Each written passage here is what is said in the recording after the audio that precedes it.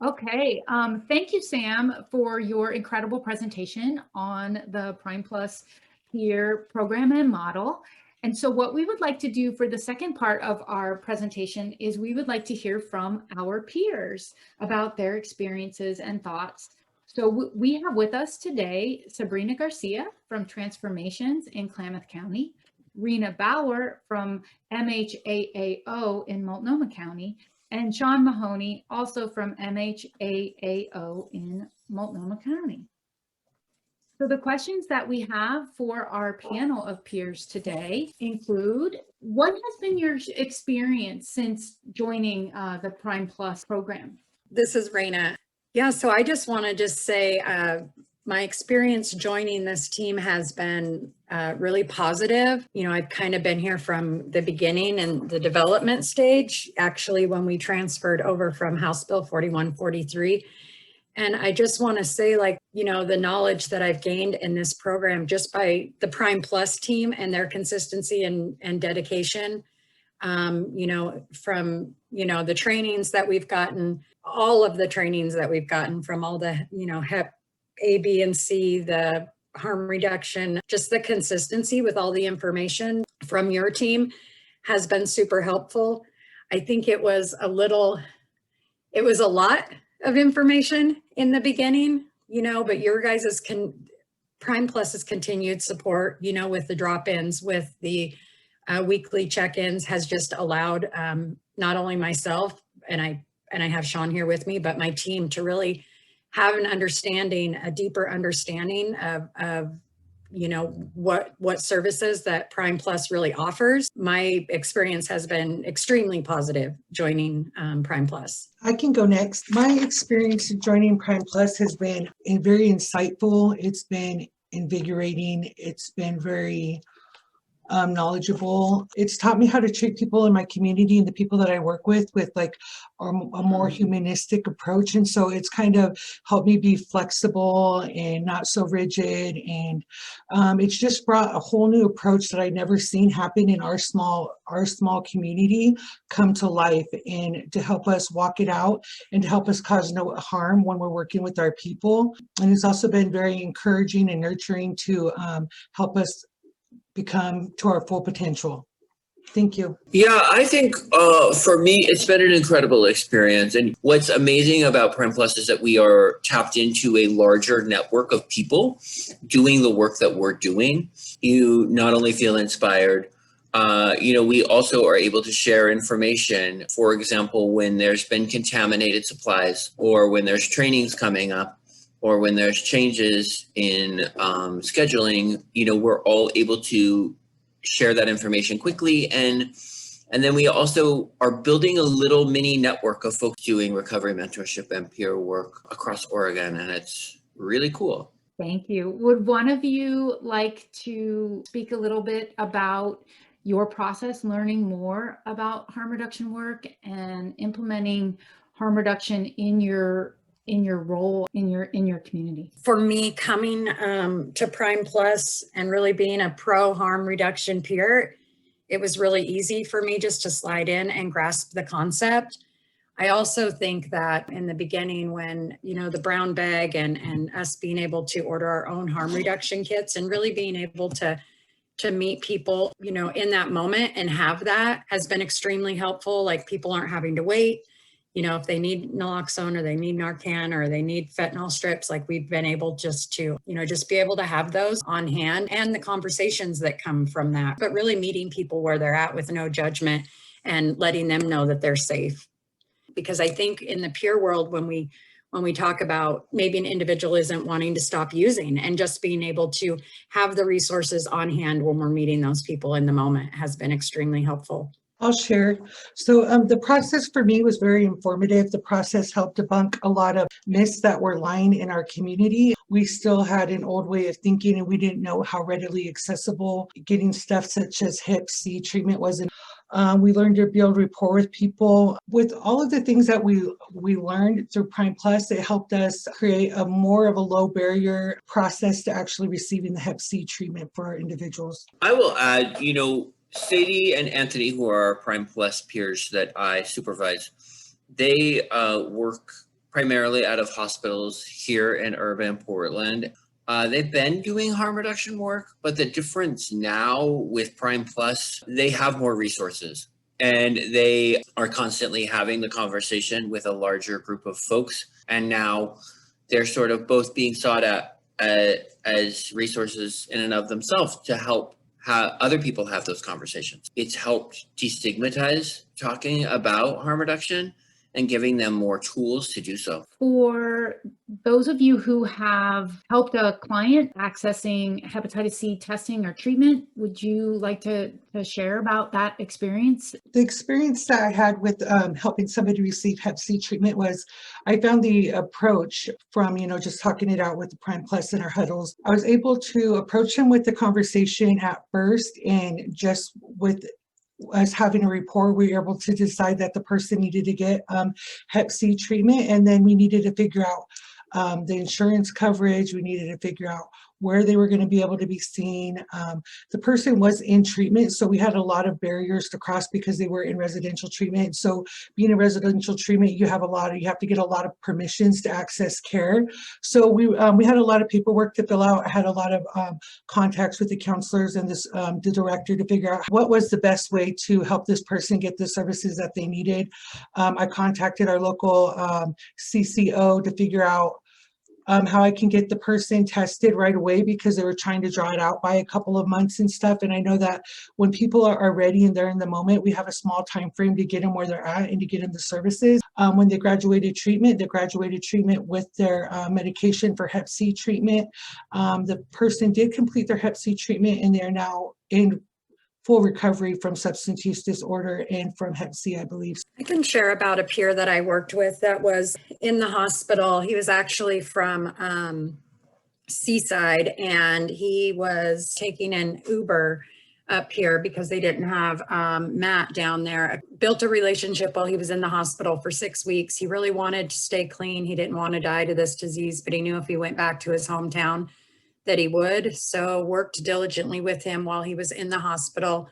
There was a little bit of a gap between when he got out and when he went into treatment. So we were able to get him into a recovery house. And in that recovery house, he built a support group full of men, and he was still dosing here in Portland. He did fall off and was houseless, and I continued to work with him. I remember it was the time of year where it was wet and it was cold and it was rainy, and really just met him right where he was. We had gotten him a tent and a tarp. Then they ended up opening the MAT clinic in Seaside, and he was one of the first people that was able to access that clinic. He went back to his hometown. He is now currently back at OHSU, but he's got connected to our impact peers. We're still working with this gentleman. So just not giving up hope. Sadie is currently working with a peer who is also pregnant. She is connected to a Project Nurture peer that we know. And a larger conversation, this peer sort of needs all of the things. And part of that conversation is Hep C testing too. A lot of the peers that they see have been in the hospital and have already been tested, but a lot of them haven't had treatment. So it's about, like what Anthony is doing now with a peer, talking to a gentleman and making sure he's been tested even though he was at the hospital, and if he also needs treatment. And using things like, we're kind of bribing this dude with like lunch and a Starbucks card and whatever it takes just so we can get him, and just a little good old fashioned contingency management just to get him tested. And they've had a lot of experiences having the conversation and being able to walk through that. Sometimes it's difficult and people don't want to talk about treatment, and other times it's a relief to have someone at least bring it up. Given that we stood up, kind of got into our implementation groove in January of last year, and then had to completely pivot in March, and have been both implementing the pilots and then more recently expanding. We've learned a whole lot over the last year. What voice do you feel that you have had in designing and adapting and implementing Prime Plus. You know, one of the things that I love about Prime Plus is that you all have given us agency in our program and let us run with it. What we've been able to do is really create the first low barrier self-referral SUD peer program in Multnomah County. We're really like all over the place now, and it's super, super cool.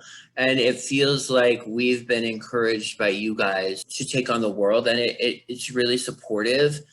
And, you know, sky's the limit. I've always been kind of a connector as far as like a personality trait goes. And this has really helped me use that to connect this to something bigger. And now, you know, every day we find out something new where we can insert Prime Plus peers. And right now we have them working closely with our new peer over at Harbor, who's also working closely with Impact. And it all just sort of works together as a beautiful machine that our folks, no matter who they are not left without support. I couldn't be happier. Yeah, I just want to echo what Sean said. You know, I think we've gotten 5 new referrals from a women's treatment center here in Multnomah County just this week. All of our community outreach meetings, I'm promoting Prime Plus and how to get connected.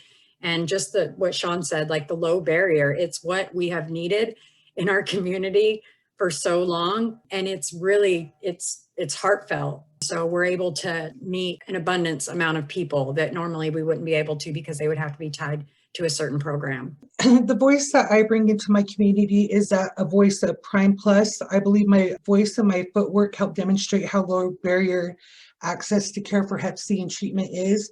I remember early on when I very first started, like primary care providers or testing sites or different organizations didn't really know how to work with each other. After we figured it out, they were all willing to work with each other. And I believe that's one of the things that I helped implement is we broke the stigma of believing we're stepping on organizational toes because we're all here to work for the common goal of the individual. And that's something I like to say is we're here to accentuate the services that you already offer. We're in addition, we're not trying to replace. We just want to be that extra person that has a lot of time and is devoted to walking it out with the people that we serve. And I believe like we were able to build partnership and respect and commonality. And so like when somebody has an issue or a concern, they know that they can pick up the phone and call me if it's an organizational partner, and I will help them figure it out or talk to them in a non-biased manner, you know, because we're here for the individual. So I think that we last year, even though we had COVID, we still were able to conquer a lot of things. And that was putting the person first and not making it so derogatory to talk about getting testing, to not be afraid to have those conversations. And so I'm really appreciative that Prime Plus was able to help bring that voice to my county. So we have one more question. What do you see as the future of this kind of work? I think for me, Jude, I just see, you know, more peers to reach more people. And with that, I think is going to come Outcomes and Recovery Link and GIPRAs to show the work and the people that we're reaching. And these are things that we can do also, like implementing the program, you know, get flyers in the county jail with our cards and who we are, being able to go out into the parks and reach the houseless people, residential treatment, outpatient treatment programs, health departments. Like my hope to see is more peers join our team so we can reach more people in our community. I'll go next. Some of the things that I would love to see in our community would be like needle exchange. I would love to have that in our community. I see more people coming and seeking services because they're gonna see kind people that are answering the phone or that are coming out to address their needs. I feel that this is definitely going to be a new movement because like in our county, it's so small, nothing of this magnitude that I heard of has been implemented, but we're out there, you know, trying to reach people and trying to contact them and stuff. And it's a beautiful thing. So I just see more of that happening in our community. Thank you. Thank you. Well, I think, you know, best case scenario is that the future of this kind of work is that we are normalized and invited into more spaces and relied upon to provide services to more people. I think it's easy to get excited about COVID sort of winding down, but what didn't wind down is the amount of overdoses and the amount of substance related deaths. And so I think this has been a health emergency. And I think given the work that we do, I think that it feels like the next step to also really be that warm handoff to treatment for folks too. So yeah, I think the future of this kind of work is really exciting. Oh yeah, and as Raina said, Prime Plus in Clackamas County. So I would like to just take just a moment to thank each one of you for your time today,